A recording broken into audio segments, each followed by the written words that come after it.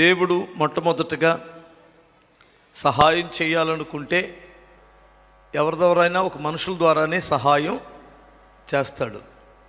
నేనెవరో ఒక చిన్న ఈ షార్ట్ ఫిలిం ఏదో పెడితే, ఫిలిం కాదు, చిన్న ఇది పెడతారు కదా షార్ట్ మెసేజ్లాగా, అది ఎవరో మాట్లాడుతుంటే విన్నాను కథ చూపించి. వాడు సముద్రంలో మునిగిపోతున్నాడట. సముద్రంలో ఎవరో ఒక అతను పడవేసుకొని వచ్చాడు. బాబు పడవెక్కాయా చెయ్యి అంటే, నోరుమోయ్ నా దేవుడు వచ్చి నన్ను రక్షిస్తాడు అన్నాడట.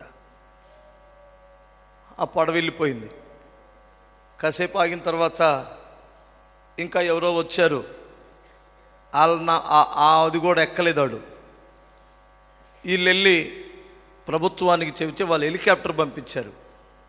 ఆడు సస్తున్నాడని హెలికాప్టర్ పోయి ఆడు ముందు, రే బాబు తాడు పట్టుకో పైకి వస్తావు లేదా చచ్చిపోతావు అంటే, నేను రానండి, దేవుడే నన్ను రక్షిస్తాడు, దేవుడు వచ్చి తెస్తాడు అన్నాడట.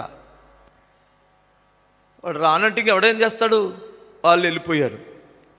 చచ్చాడు. చచ్చి పరలోకానికి వెళ్ళాడు. పరలోకానికి అయితే వెళ్ళాడులే.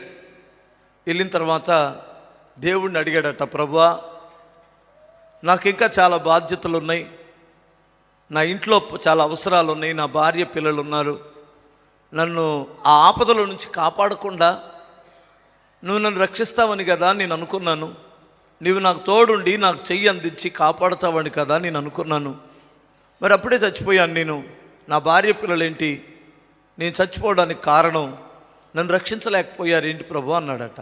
ఒరే పిచ్చోడా, నేనే కదరా ముగ్గురిని పంపించాను నీ దగ్గరికి, చివరికి హెలికాప్టర్ కూడా పంపించాను, నువ్వే కదా ఎక్కనన్నావు అన్నాడట.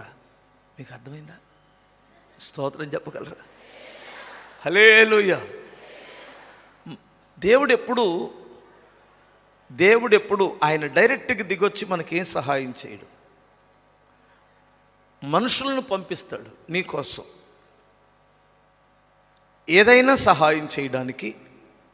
మనుషుల్ని దేవుడు వాడుకుంటాడు, అంతే కదా. హల్లెలూయా చెప్పగలరా?